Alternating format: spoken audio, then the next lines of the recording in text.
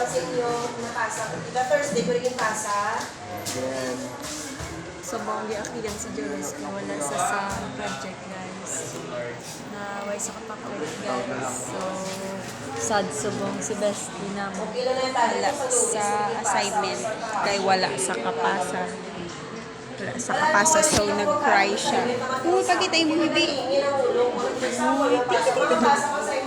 Nag-cry siya, wala sa kapasa assignment, di ba? Yes. Nung tawag nga kung pulaw, yung pasakagig sa kontuwag, kundi ng talaga. Basta kita kung buha ko sa kaspa ko. Yes, ma'am. Nag-cry na siya, akong best friend.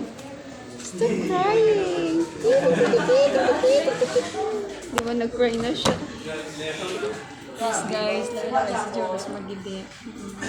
Bye-bye! Maklase na kami. Update lang ka muna mo, di ba? Follow us on Instagram, YouTube, TikTok. Thank you. Bye-bye na, bye-bye na. Say hi and goodbye sa aton vlog.